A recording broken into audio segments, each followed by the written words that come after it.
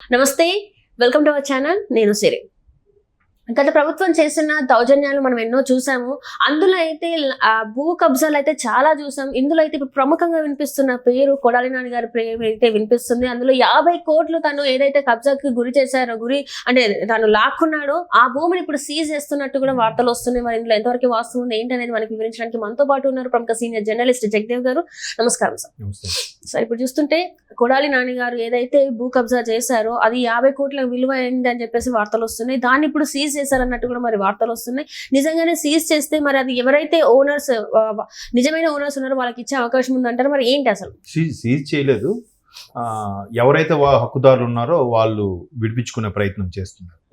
అది పెద్ద హైలైట్ ఏంటంటే, కొడాలి నాని గారు ఓడిపోయారని తెలిసిన మరుసటి రోజే 4వ తేదీన అయినట్టుంది కదా కౌంట్. 5వ తేదీ ఉదయం కల్లా ఆయన గడ్డం గ్యాంగ్ వాళ్ళు ఎవరైతే ఆక్యుపై చేశారో, ఒక సుమారుగా ప్లాట్ల కోసం వేసి దాన్ని అమ్మేద్దామని చూశారో,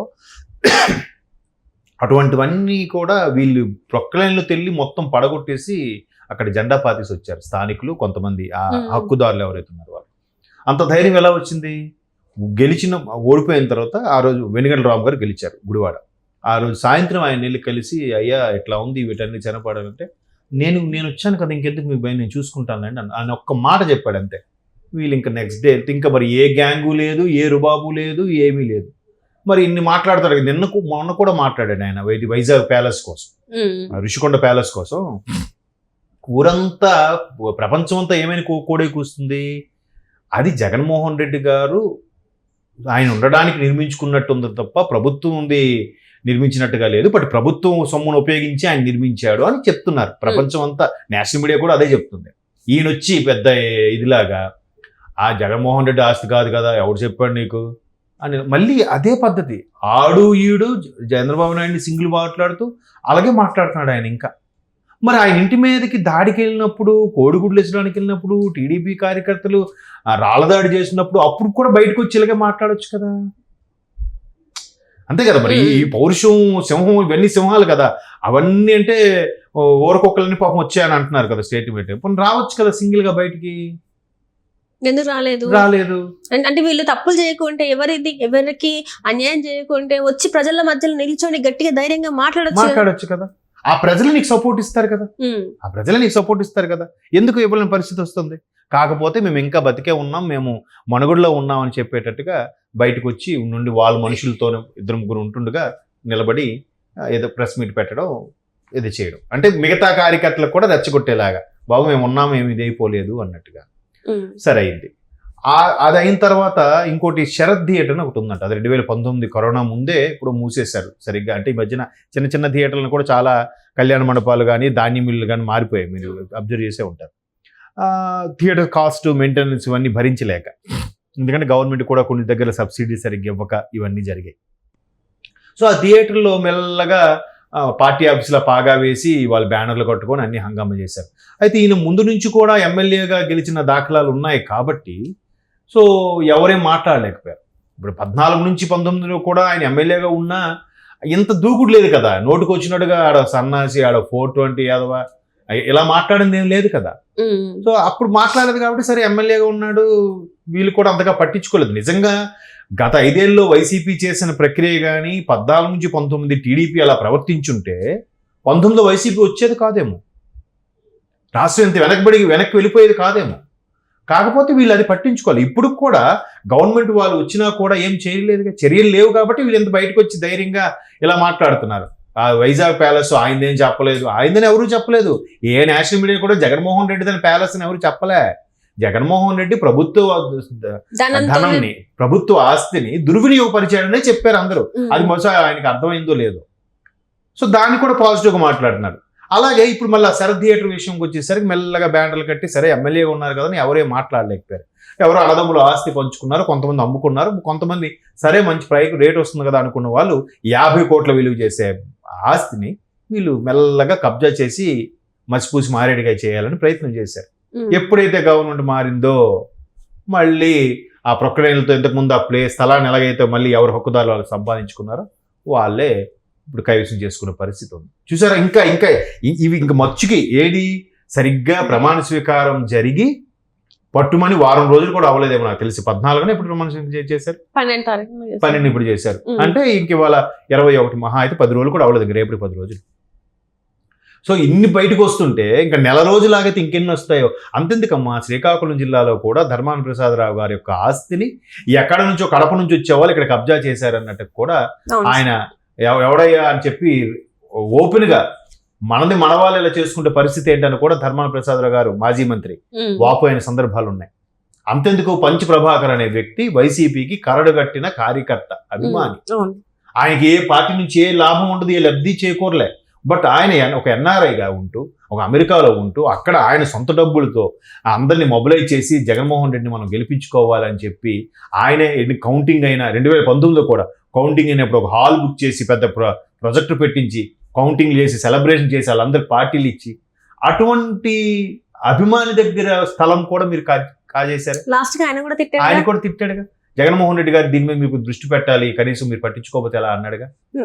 ఆయన ఓడిపోయాక కూడా ఒక మాట అన్నాడు, ఆయన ఓవర్ యాక్షన్ వల్లనే ఈ రోజు ఈ పార్టీకి పరిస్థితి పట్టిందని. అయి ఉండొచ్చు, వాస్తవమే కదా.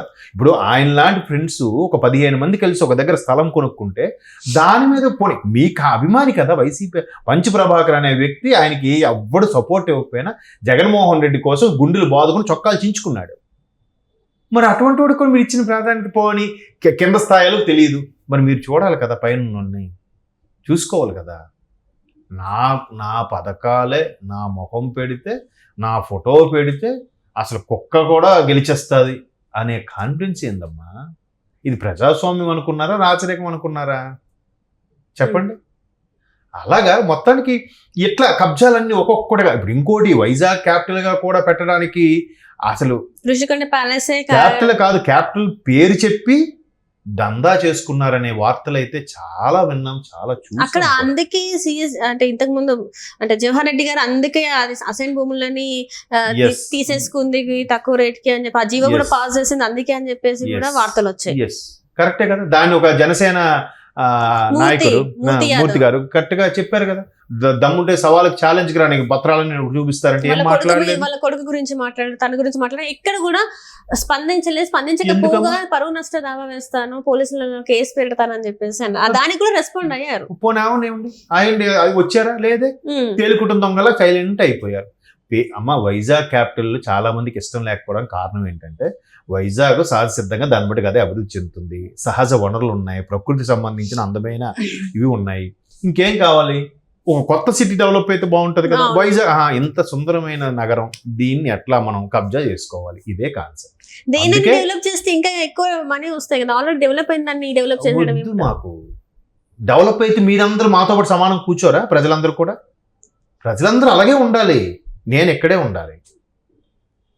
అట్లాంటి కాన్సెప్ట్ ఉన్న వాళ్ళు ఎందుకు డెవలప్ చేస్తారు?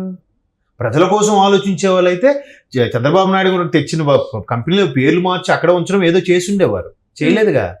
ఒక్కొక్కటి జల్లకొట్టి పంపించేశారుగా, వెళ్ళిపోండి. ఆయన పేరు వినబడకూడదు, ఆయన తెచ్చాడన్న మాట వినబడకూడదంట. ఇక్కడ నాకు అనిపించింది ఏంటంటే జగన్మోహన్ రెడ్డి గారిది ఒక డ్రీమ్, ఆయన ఒక్కసారైనా ముఖ్యమంత్రిగా ఏలాలని. 5 సంవత్సరాలు ఏనాడు అంతే. తనకి ఎలాంటి అవగాహన లేదు, అసలు ప్రజలకు ఎలాంటి అవసరాలు ఉంటాయి, నిరుద్యోగులకు ఏం అవసరాలు ఉంటాయి, అసలు ఏం చేయాలి, రాష్ట్రం డెవలప్ అవ్వాలంటే ఏం చేయాలి అనేది ఒక 10th క్లాస్ చదివిన అబ్బాయికి లేని ఉన్న అవగాహన కూడా లేదేమో. టెంపుల్కి వెళ్తామమ్మా, టెంపుల్కి వెళ్ళినప్పుడు వరుసగా బయటకు వచ్చాక మెట్ల మీద ఉంటారు, వాళ్ళకి మనం ఇచ్చిస్తే వాళ్ళు అయ్యా చల్లగా ఉండే అని అంటారు. అయిపోయిందా? అదేనా నీ బాధ్యత పౌరుడిగా? అంటే టెంపుల్ ముందు కూర్చున్న వాళ్ళకి భిక్ష వేసేస్తే వాళ్ళు హ్యాపీయా? తర్వాత నువ్వు నమ్ముకున్న నీ కుటుంబము, నీ అనుచరులు వీళ్ళందరికీ చూడక్కర్లేదా? ఆయన అదే కాన్సెప్ట్ ఉన్నాడు. ఆ టెంపుల్ ముందు కూర్చున్న వాళ్ళగా వేసేసాను, హ్యాపీ. నేను మిగతాదంతా వాళ్ళంత హ్యాపీగా వాళ్ళు నాకు బ్లెస్ అనుకున్నారు కదా. అదే కదా ఆప్యాయతలు, అనురాగాలంటే అదే అనుకున్నాడు ఆయన. మిగతావన్నీ ఇంక అవసరం లేదు, మిగతావన్నీ నాతో సమానంగా ఎవడు ఉండడానికి వీలు లేదు, అందరూ అలాగే ఉండాలి, నాది అప్పర్ హ్యాండ్ ఉండాలి, మీరు అందుకునే చేయలాగే ఉండాలి. మరి ఉద్యోగాలు ఇస్తే మీరు నాకన్నా పెద్ద స్థాయికి వెళ్ళిపోతారుగా, మీరు డెవలప్ అయిపోతారుగా, విదేశాలకు వెళ్ళిపోతారు కదా. అలా వెళ్ళిపోతే నన్ను ఎక్కడ పట్టించుకుంటారు? మీరు నాకు ఓటే చేసి మీరు ఎక్కడే ఉండాలి, మళ్ళీ బయట రాష్ట్రము బయట దేశం వెళ్ళకూడదు. వస్తాయి కదా ఇప్పుడు ఉద్యోగాలు కల్పిస్తే పన్ను రూపంలో చాలా వరకు ఇన్కమ్. మళ్ళీ మొదటికి వచ్చామా నువ్వు? నేను రాజుని, వచ్చినా గానీ నేను రాజుగానే ఉండాలి, నా రాజుతో పాటు సమానం. అందరూ పల్లకి ఎక్కేస్తే పల్లకి మోసేవారు ఎవరు? నేను ఒక్కనే పల్లకి ఎక్కాలి, అదే కాన్సెప్ట్. రైట్ సో దానివల్ల ఇవన్నీ ఇప్పుడు ఈ కొడాల నాని గారిది ఇంకా ఎంతమంది రోజా గారిది ఆల్రెడీ 100 కోట్లు 100 కోట్లు ఆడదాం ఆంధ్ర ఇంకా చూద్దాం. సజ్జల గారి అబ్బాయిది ఏదో ఇష్యూ వస్తుంది బయటికి. రజనీ గారిది కూడా ఉంది. విడుదల రజనీ గారిది కూడా చిలకలూరుపేటలో ఎవరో ఎమ్మెల్యే చేద్దామని చెప్పి 3.5 కోట్లు ఏదో తీసుకున్నారని వ్యవహారం వస్తాయమ్మా ఒక్కొక్కటిగా.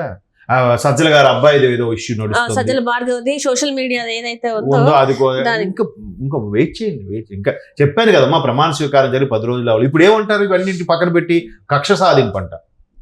మళ్ళీ ఏం లేకుంటే న్యాయమే గెలుస్తుంది, కడిగిన ముత్యంలా తిరిగి వస్తుంది. Right sir. చూద్దాం ఎన్ని కడిగిన ముత్యాలు వస్తాయి బయటకు వస్తే చూద్దాం. Right sir. Right, thank you so much sir.